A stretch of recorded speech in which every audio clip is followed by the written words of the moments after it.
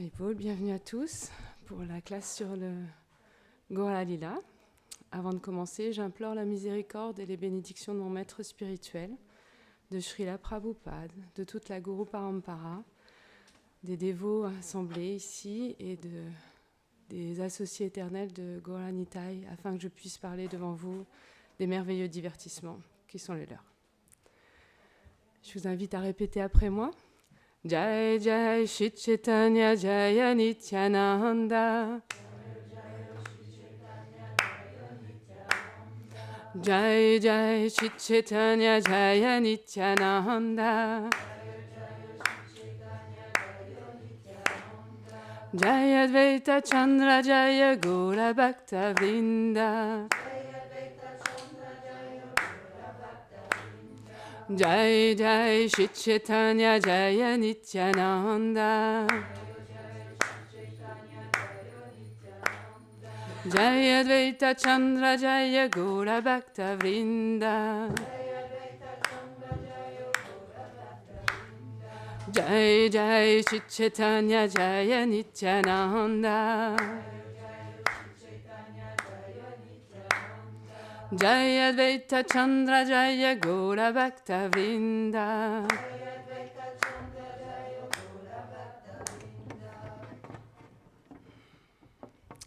Alors aujourd'hui, j'ai choisi un verset du Chaitanya Charitamrita, chapitre Adi Lila, chapitre 11, verset 38.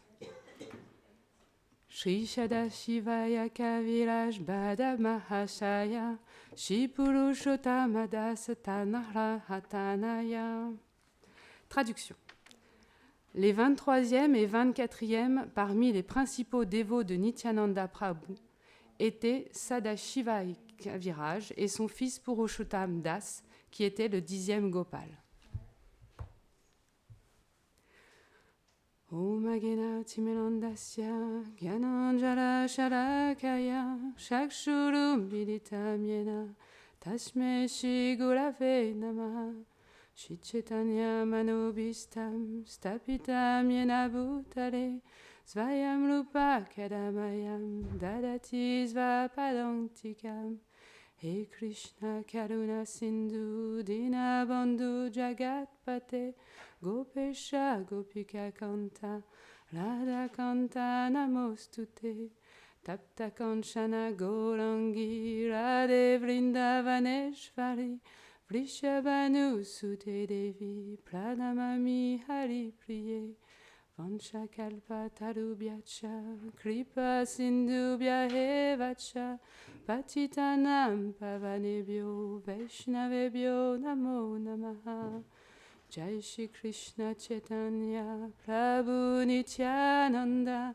Shri Advaita Gadadara Shivasadi Gaura Bhakta Vrinda Hare Krishna Krishna Krishna Hare Hare Hare Rama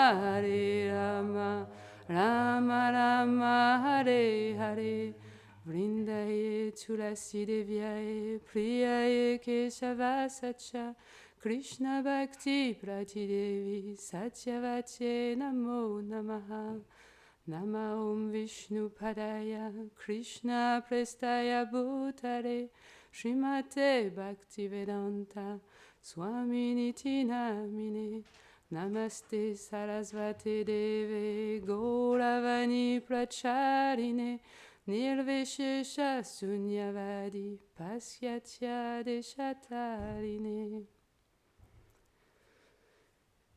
Alors aujourd'hui, nous allons parler d'une famille de Vaishnavas extatiques, des associés à la fois du Seigneur Krishna dans les Krishna Lila et aussi de Chaitanya Mahaprabhu, qui sont venus dans les Gora Lila. Donc c'est la famille de Purushottam Das Thakur, et j'ai retrouvé toute la lignée. Donc c'est une grande lignée de Vaishnavas. Le grand-père de Purushottam Das Thakur était Kamsari Sen. Son père est Srila Sadashivaya Kaviraj. Et son fils est Kanu Thakur. Donc c'est une famille de 4 générations de Vaishnavas. Et dans le Gora Ganodesh Dipika, on en sait un peu plus sur ces grands Vaishnavas qui ils sont dans les Krishna Lila. Alors, je vais vous retrouver, pardon. Donc, alors, il est dit que Chandravali, une gopi très aimée de Krishna, renaquit plus tard sous le nom de Sadashiva Kaviraj et fut une grande dévote du Seigneur Chaitanya Mahaprabhu. Il est également dit, alors je ne retrouve plus le... J'ai perdu pour le... Ah voilà, c'est ça. Voilà, Kamsari Sen était Ratnavali Saki et Sadashiva était Chandravali. En ce qui concerne Nagar Purushottam, il était auparavant le vacher d'Aman à Vraj et il est né maintenant dans une famille Vaidya, ça veut dire médecin, sous le nom de Sadashiva. Il est également dit que Sri Purushottam Thakur, c'était le jeune berger Stota Krishna dans les Krishna Lila. J'ai réussi à trouver le 10e Gopal. Voilà. Et en fait, il est expliqué dans les écritures que Purushottam Das Thakur, très très jeune, il a montré des signes de dévotion extatique très importants. En même temps, son père était un ami très proche de Chaitanya Mahaprabhu et ils étaient vraiment bercés dans l'adoration du Seigneur. Il a été élevé très très vite. Et dès son plus jeune âge, il était consacré dans la méditation en particulier de Sri Nityananda Prabhu. C'était vraiment, il est expliqué dans le Chaitanya Charitamrita que c'était un dévot, comme je l'ai dit, très très important dans la lignée de Nityananda Prabhu. Et dans les versets du 11e chapitre, il est vraiment consacré à toute l'histoire de la famille. Et dès sa naissance, en fait, il était entièrement dévoué au service du pied au lotus du Seigneur Nityananda et il jouait sans cesse avec le Seigneur Krishna comme un enfant. Donc tous les divertissements du Seigneur, il les vivait.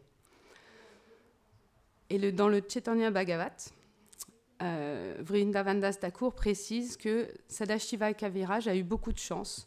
Son fils s'appelait Sri Purushottam Das et il ne se souciait pas de son corps extérieur. Sri Nityananda Prabhu a toujours résidé en son cœur, à l'intérieur de son cœur.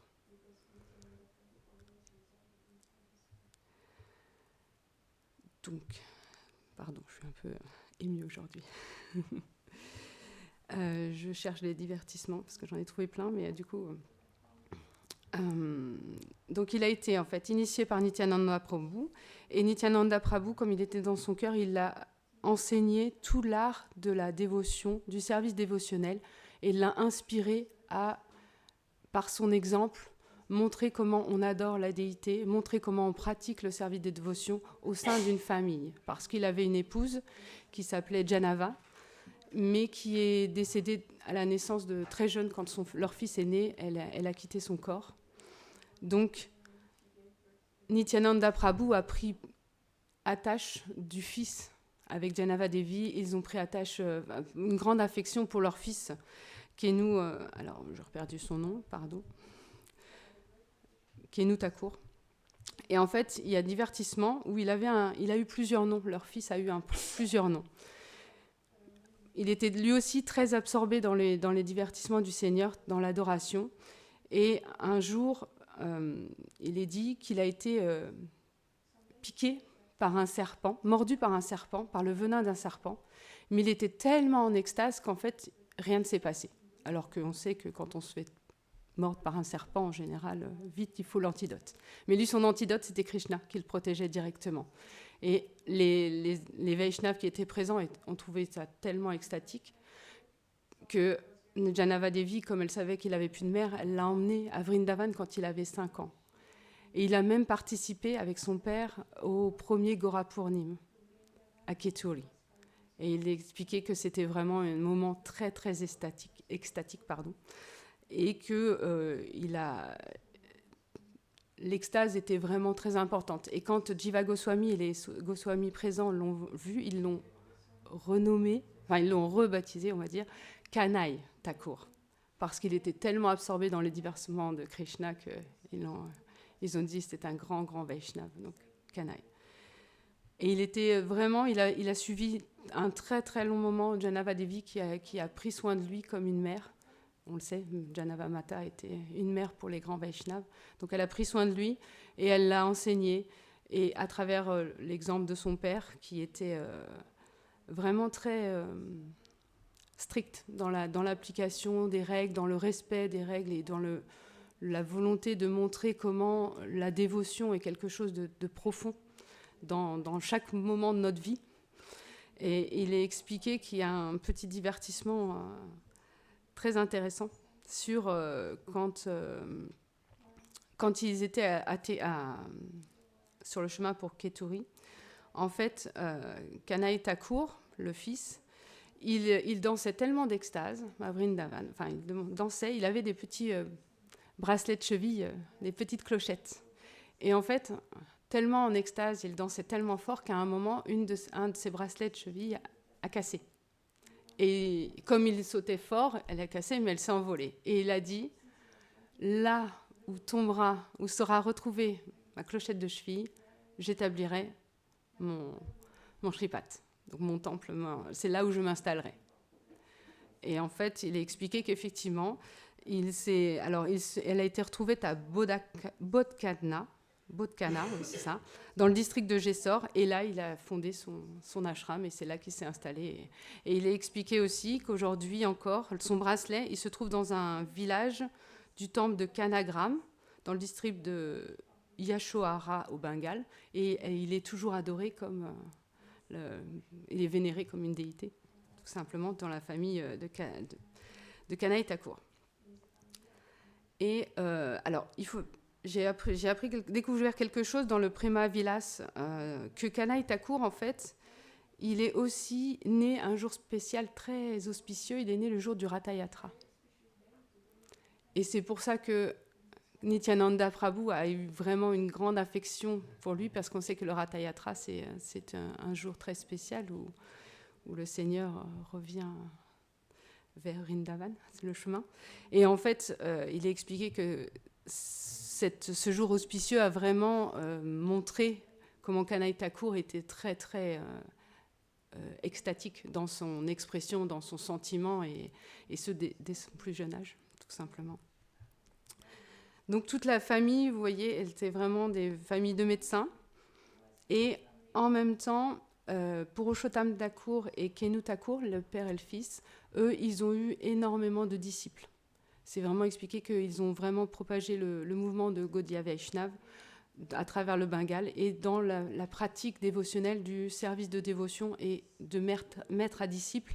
Et vraiment, ils ont établi, c'est expliqué, Srila Bhaktisiddhanta Sarasvati Thakur Prabhupada, il explique qu'en fait, ils ont permis de répandre de façon exponentielle le mouvement de Sankirtan de Mahaprabhu à travers les disciplines de Nityananda Prabhu. Et c'était vraiment très, très important. Il y a une histoire aussi, je voudrais partager, sur les déités de Purushottam Thakur. Il y a des divertissements. Il avait des déités. Alors, je retrouve les noms des villes parce que c'est pas... Donc là, c'est Srila Bhaktisiddhanta Sarasvati Thakur Prabhupada qui explique que Purushottam Das Thakur, il vivait à Sukat Sagara, à mi-chemin entre... et en fait, il avait des divinités qu'il avait installées. Et avant, ces divinités, elles étaient à Beledanga. Mais le temple s'est effondré à Beledanga. Donc, il s'est effondré en plus dans le fleuve. Donc, du coup, les déités ont été sauvées. Elles ont été transportées à Sukha Sagara. Et là encore, le temple a été englouti par le fleuve Ganga. Donc, les déités, ainsi, même les déités et celles de Janava Mata, puisqu'ils étaient également là, elles ont été amenées à Sae Banga. Et ce lieu, lui aussi, il a été détruit, pour vous dire quand même. Ensuite, toutes les déités ont été déplacées à environ jusqu'au village de Sandhugeram. sur les rives du Gange, et enfin, à environ, alors c'est marqué à environ 1,5 km au niveau de Palpara. Alors je ne sais pas où c'est Palpara, mais ça c'est ce qui est expliqué dans l'Anubhasya de Bhaktisiddhanta Saraswati Thakur. Et c'est vraiment les déités intactes, mais elles ont voyagé. Et c'est expliqué qu'à chaque fois, Purushottam Das Thakur a réinstallé l'adoration pour montrer aux habitants comment adorer avec les pujaris. Et c'était à chaque fois, 4 fois. Et c'est vraiment particulier. C'est expliqué que c'est un mouvement de propagation, de prédication, pardon, pour vraiment répandre le mouvement aussi à travers les divinités. Elles ne sont pas restées au même endroit. Aujourd'hui, elles sont là où elles sont. Elles n'ont pas bougé, le temple n'a pas bougé, donc tout va bien. Mais c'était intéressant. Et le temple, aujourd'hui, il s'appelle Vasujanava Pat. Voilà. Et donc, ça, c'était important. Et dans les disciples de Purushottam Das Thakur, il y en a 3 principaux. Alors, je vais vous redonner les noms. Il y a Sri Madhvacharya, Sri Yadavacharya et Devakinandana Das. Et eux, ils sont issus de famille brahmana. Il est expliqué que Madhvacharya, lui, il a épousé la fille de Nityananda Prabhu, Ganga Devi. En ce qui concerne Devakinanda, c'était en fait l'auteur de plusieurs livres Vaishnav, dont Vaishnav Vandan, qui est vraiment une glorification de son maître spirituel. Expliquant, je vais vous citer quelques passages, il dit « Je vénère Sadashiva Kaviraj avec une profonde ferveur. Il est constamment enivré d'amour et dépourvu de conscience extérieure. Je m'incline devant mon Seigneur bien-aimé, Purushottam Das Thakur. Qui pourrait énumérer ses qualités incomparables? Il était miséricordieux envers les pécheurs, manifestant la puissance naturelle de sa compassion.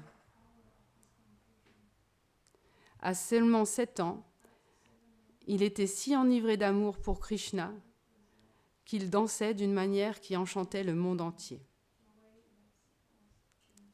Vraiment une très belle ode à ce grand Vaishnav qui... Cette famille de Vaishnav montre que quand un Vaishnav prend naissance dans ce monde pour aider le Seigneur dans sa mission, il ne vient pas tout seul en fait. Il vient au sein d'une famille Vaishnav, ou pas, mais dans ce cas-là, c'est vraiment une famille Vaishnav qui, de père en fils, transmettent, redeviennent des Vaishnavas pour vraiment montrer que on peut vivre dans une vie de famille et être pleinement dévoué au Seigneur. C'est pas une question de tenue ou d'ashram, enfin si d'ashram, c'est ça. C'est vraiment le plus important, c'est tout l'amour qu'on a pour le Seigneur et comment on le transmet à son enfant quand on est père ou grand-père. Et aussi en tant qu'enfant, quand on est enfant, on le transmet aussi à son père puisqu'on suit l'exemple et on suit un chemin et on essaye. Enfin, dans ce que je vois dans cette famille, c'est qu'en fait, l'amour se transmet et ce qu'on reçoit de sa famille, on le retransmet. Puisqu'on reçoit de l'amour, on retransmet de l'amour. Si on n'en reçoit pas, c'est plus difficile. Mais si on en reçoit, si on reçoit l'exemple d'être des bonnes personnes, forcément, on va vouloir faire la même chose. C'est pour ça que dans ce monde, comme il y a... Le Kali Yoga n'est pas une ère très facile pour nous parce qu'on est très conditionné, c'est l'âge de Kali, donc c'est l'âge de querelle, d'hypocrisie. Mais si on prend refuge d'un maître spirituel authentique qui devient notre père spirituel et qu'on suit avec amour et dévotion, on est sur le bon chemin, on est sur le bateau. On est sur le bateau qui va sur la rive et pour aller au plus haut. Et c'est ce qu'on nous demande de faire. Mais en étant nous. peu importe qui on est, peu importe ce qu'on fait, c'est vraiment... Le Chaitanya Charitamrita est vraiment un livre où il n'y a que des exemples de dévots qui ont eu des vies il y a peu de temps, puisque c'était il y a 500 ans, et auxquels on peut s'identifier, où on peut se dire oui, c'est possible. Oui, je peux être médecin et être complètement engagé pour le Seigneur. Bhaktivinoda Thakur, il était avocat, il était juge. Alors moi, je sais que le droit, c'est quelque chose de vraiment particulier, mais il était juge, il donnait des classes le soir, il ouvrait sa maison et il était complètement dévoué. Donc en fait, c'est des exemples. Alors c'est sûr, c'est des purs associés du Seigneur, on n'a pas ce niveau, j'en ai conscience, enfin en tout cas moi, ça c'est sûr, mais ça nous inspire à se dire c'est possible. Et si on prend refuge des purs dévots, à travers leurs écritures, à travers leurs chants, à travers les instructions du maître spirituel, on ne peut que progresser. Et ça, c'est quelque chose de merveilleux parce qu'il y a un espoir en fait. Dans ce monde où l'espoir en ce moment c'est un peu difficile, mais il y a un espoir. Et ça, c'est quelque chose qu'on peut prendre précieusement et dans son cœur, on le garde comme un petit trésor et on le cultive à notre petit niveau. Mais d'avoir des histoires comme ça, des divertissements, de voir que c'est possible et de se dire, quand on est parent, on essaye de faire de son mieux. On n'y arrive ou pas, mais de son mieux, en montrant l'exemple, en étant intègre et vrai, il y aura un espoir. On plante une graine, c'est ce que fait le maître spirituel, il prend la graine de la dévotion, et après, comme c'est expliqué dans les Écritures, à travers le chant, à travers le pratique du service de dévotion et l'association des dévots, on ne peut que avancer. C'est juste que ça prend du temps. Et que le temps, c'est quelque chose de précieux et c'est compliqué parce qu'on a tendance à être impatient. Très impatient. En tout cas, pour ma part, je le sais que j'ai cet axe d'amélioration. Mais de lire les divertissements du Seigneur, de voir comment le Seigneur emmène ses dévots, comment il glorifie ses dévots. Parce que Krishnadas Kaviraj Goswami, il glorifie les dévots du Seigneur Chaitanya et du Seigneur Nityananda et de tout Panchatattva. Et ça, c'est tellement beau. De glorifier les qualités des autres, c'est tellement beau. De voir les qualités chez tout le monde au lieu de voir les défauts, c'est tellement beau. Ça donne tellement de joie dans le cœur. De se dire, waouh, cette personne, c'est difficile de se lever, mais elle est là le matin. C'est merveilleux. Quand c'est dur pour soi, quelque chose qui est dur et qu'on le fait, il n'y a que de l'amour en fait. Et quand on voit ça, c'est tellement beau. De voir tout cela aujourd'hui, je suis tellement... Dans mon cœur, ça joue. C'est tellement beau d'être là, de juste pouvoir partager ces moments ensemble et de le faire juste pour notre maître spirituel et pour pouvoir glorifier notre Seigneur, c'est tellement important. Et vraiment, pour moi, les Gaura Lila, c'est vraiment très important parce que c'est... À chaque fois que je lis ce que Prabhupada a écrit dans les teneurs et portées, c'est comme si il nous montrait à quel point la miséricorde du Seigneur, comment le Seigneur il est venu pour glorifier ses dévots. Comment la dévotion, c'est ça la clé de la réussite. Et qu'il se met complètement à disposition des gens. Prabhupada il dit, Krishna, on peut l'avoir, mais c'est un juge. Il y a des règles pour l'atteindre. C'est-à-dire il y a un processus et une règle. Chaitanya Mahaprabhu, il n'y a aucune règle. Juste, on se donne. On lève les bras et on chante Hare Krishna. C'est tellement simple. Et en même temps, c'est dur. Mais c'est tellement accessible. C'est tellement miséricordieux. Il se donne pleinement et sans aucune condition. Quand on voit l'histoire de Jagai et Madai, c'est un exemple puissant. Ils étaient tellement enivrés, violents, vraiment méchants, tellement intoxiqués. Tout le monde avait peur d'eux. Et Nityananda Prabhu, quand il les a vus, il a dit « Oh, si on arrive à leur donner envie de chanter, à les transformer, à leur donner Chaitanya Mahaprabhu, alors c'est sûr, tout le monde pourra faire, tout le monde pourra y arriver. » Et ils ne voulaient pas. Ils ne voulaient pas. La première fois, ils les ont chassés. Ils poursuivaient. Comme ils étaient enivrés, ils n'ont pas pu suivre longtemps. Nityananda Prabhu, il courait très vite. Et la deuxième fois, quand il les a vus, il a dit « Il faut que j'y retourne ». Et là, ils les ont frappés. Ils ont frappé Nityananda Prabhu avec un pot et il saignait. Et là, il a dit « C'est pas grave ». Mais Chaitanya Mahaprabhu, il l'a su. Et là, il est venu avec son Sudarshan Chakra quand même. Et il voulait vraiment les tuer. Parce que, c'est expliqué dans les Écritures, le Seigneur, il accepte tout contre lui. Pas de problème. Mais son dévot, on n'y touche pas. Et donc là, il était prêt à les tuer. Et Nityananda Prabhu, il a dit non, tu es pas venu. Tu es venu dans cet âge te donner. Tu ne peux pas utiliser le Sudarshan Chakra. Tu seras à l'encontre de ta mission, c'est pas possible. Et Nityananda Prabhu, il a dit, oui, mais Yajaga, il m'a protégé quand Madhya a voulu me frapper une autre fois. Il a dit, ah, donc, comme il a fait ça, il a dit, toi, t'es libéré. Il l'a touché et pouf, il est devenu dévot. Un grand Vaishnava. Et Madhya, quand il a vu ça, il a fait, oh, s'il te plaît, pardonne-moi. Et Chaitanya Mahaprabhu, il a dit, non, je ne peux pas te pardonner. J'appartiens à mon dévot. C'est ce qu'on lit dans les classes en ce moment, dans le Srimad Bhagavatam. Mon cœur appartient au dévot.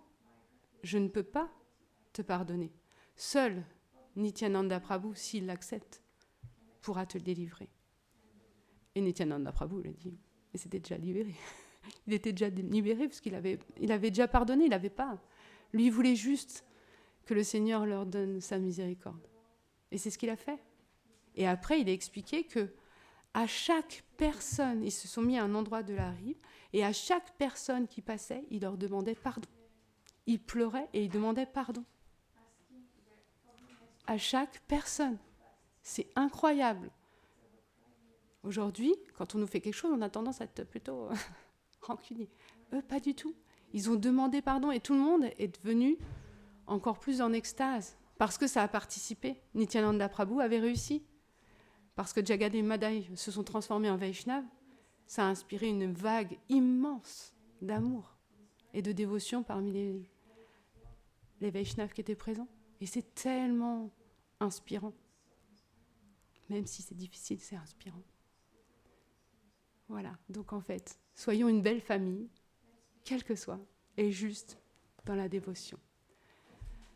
Shri Nityananda Prabhu ki, Shri Gauranga Prabhu ki, les Vaishnavas Prabhu ki, Nitai Gaura Premanande.